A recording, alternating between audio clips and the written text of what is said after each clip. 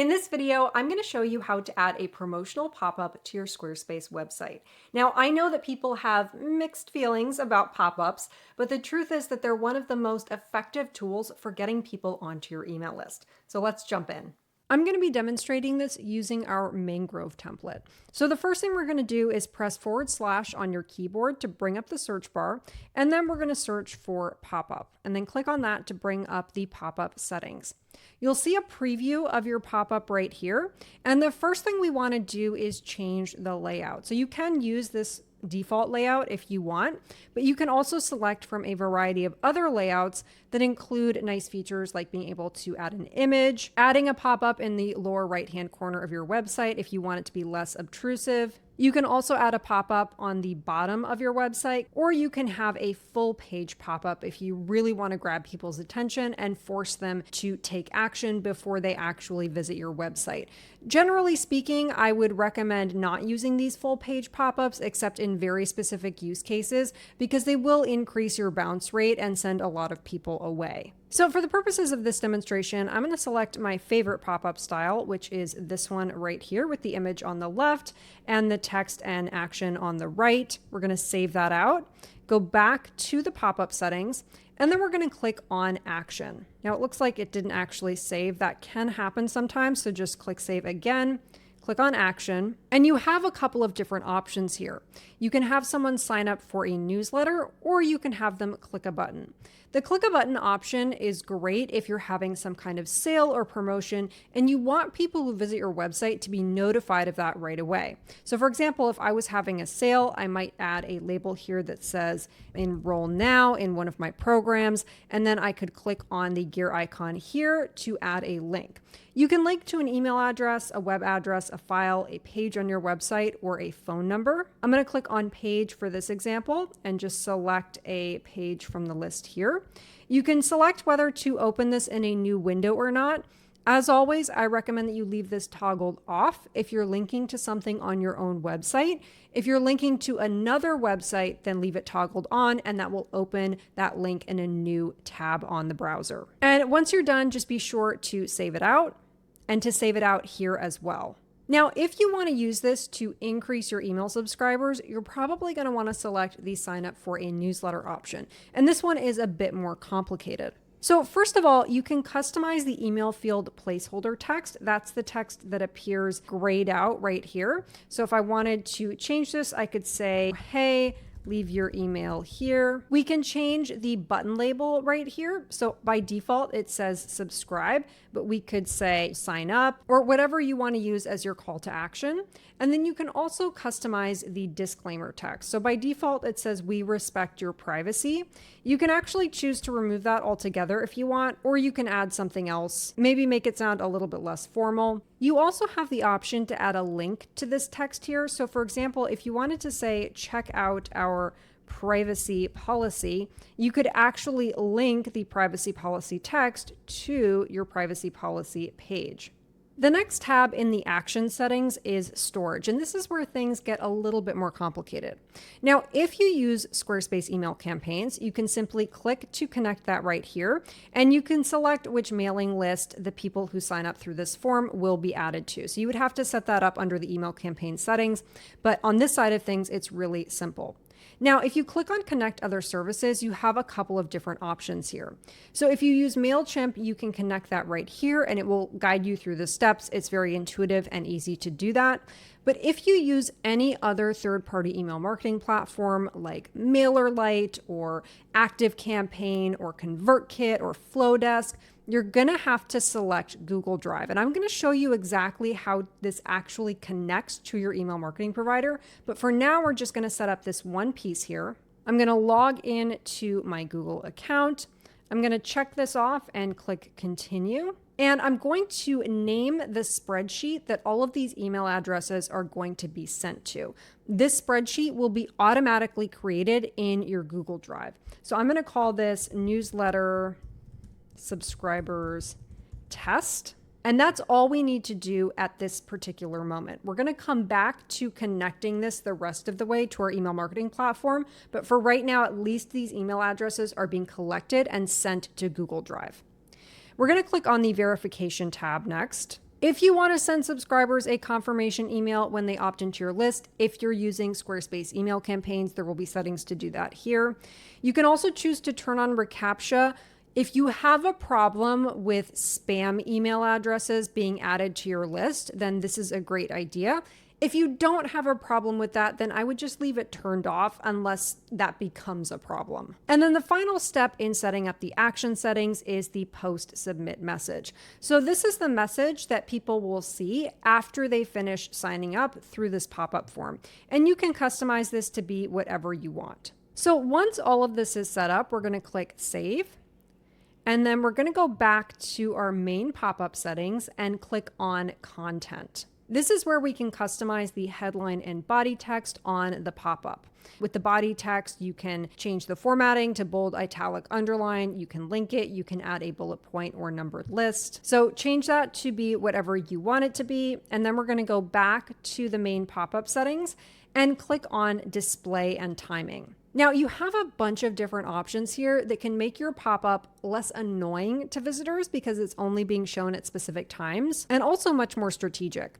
So the first thing we're going to select is to show the pop-up on any first page. So that means that any page on your website that someone lands on will display the pop-up, or you can select to show it only on certain pages. Now this is great because you probably don't want your pop-up to show on sales pages or product pages where the focus really should be on selling whatever it is you're trying to sell, not on trying to get people onto your email list. So I really like this option. You can select as many pages as you want, and you can customize that to be whatever you want it to be. Now, the next thing we need to look at is timing. So this setting controls when the pop-up actually appears on your website. You never want a pop-up to pop up right away when someone lands on your website because that's very off-putting. You want people to be able to settle into your world a little bit before they're presented with some kind of offer, even if it's as simple as signing up for an email list. So you can select whether to show it on a timer,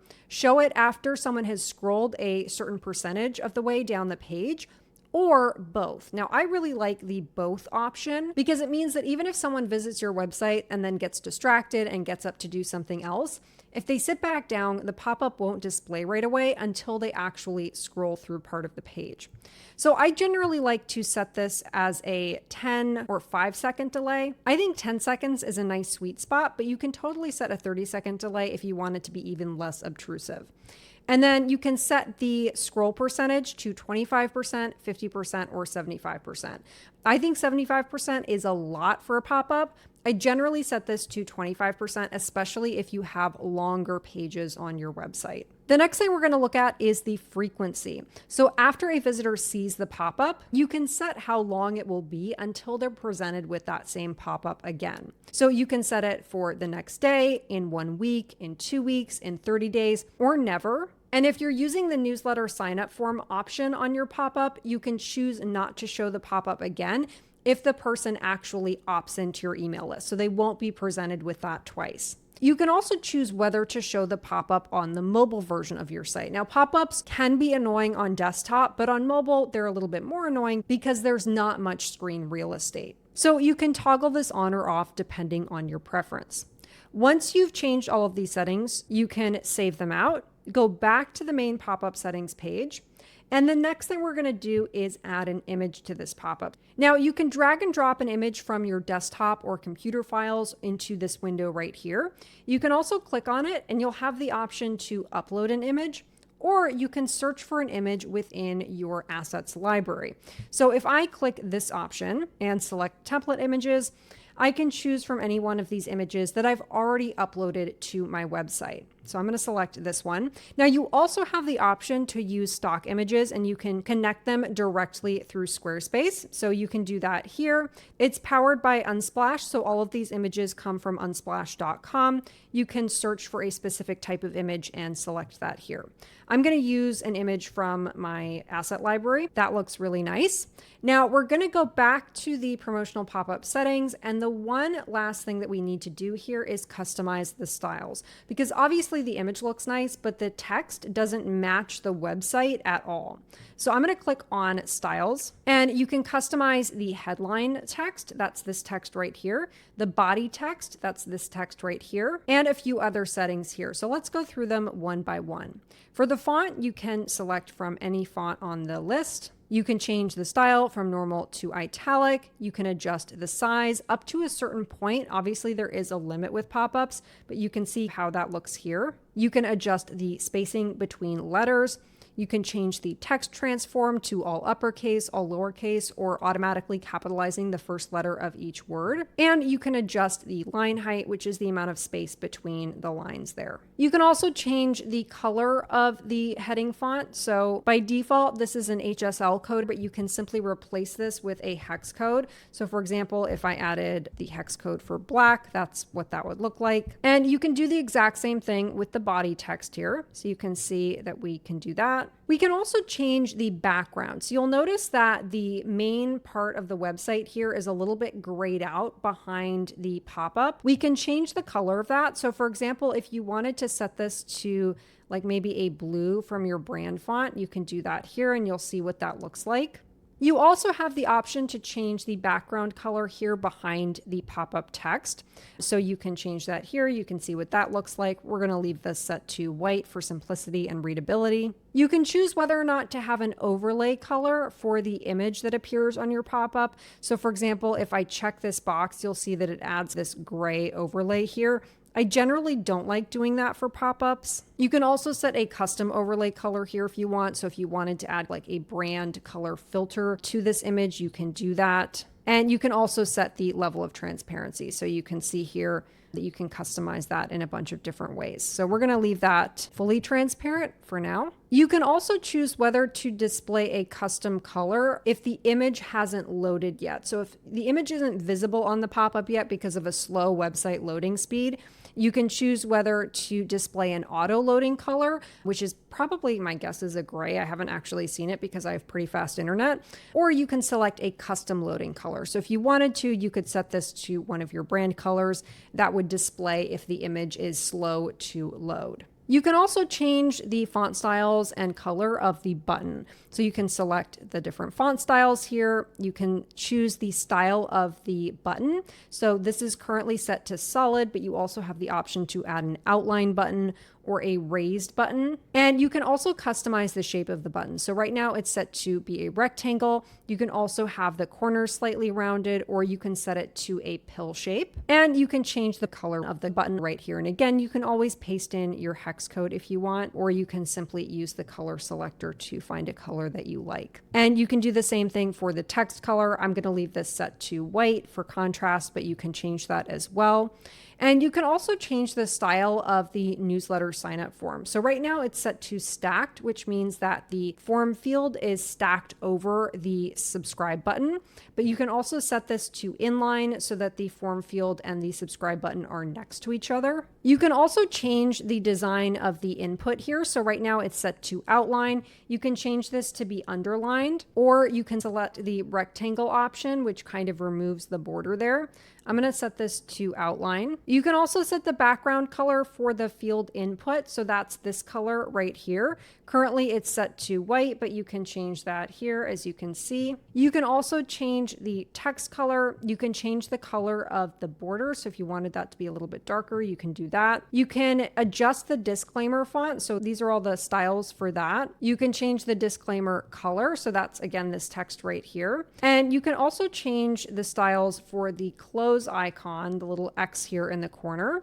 So you can select the style. It can be a close icon, or it can be the actual word close. You can choose where it's located. So right now it's located on the inside of the pop-up, which is what I recommend.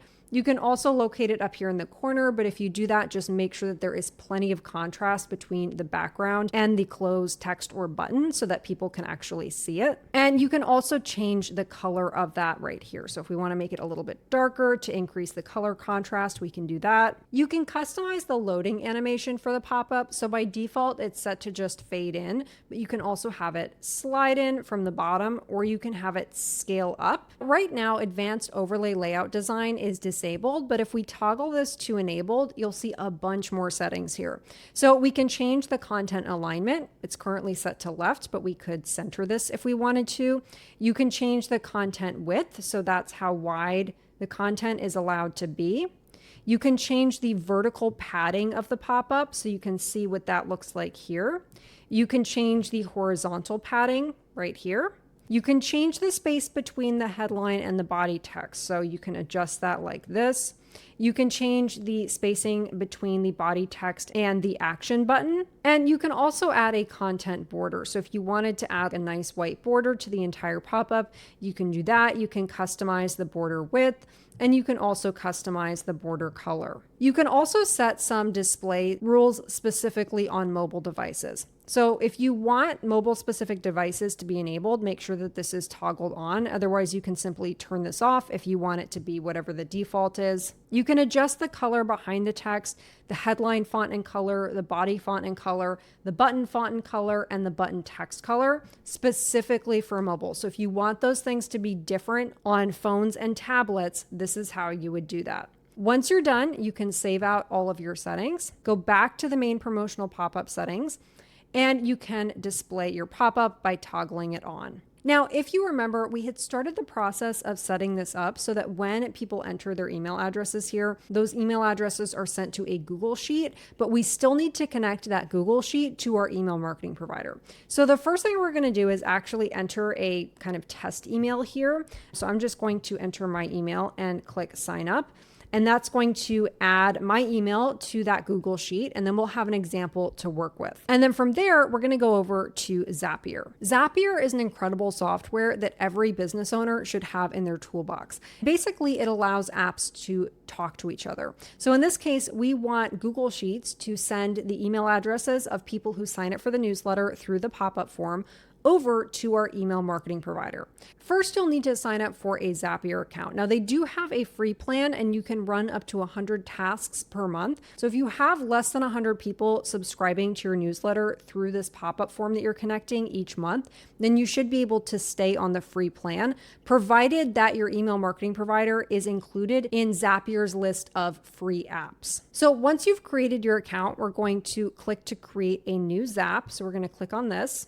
And we're going to select the trigger. And in this case, this will be Google Sheets. So we're going to select Google Sheets. The trigger event is going to be a new or updated spreadsheet row. And you're going to want to connect your Google account here and then click continue. We're going to select the spreadsheet that was just created automatically when we set up the pop-up. From this list, it's right here at the top, newsletter subscribers test.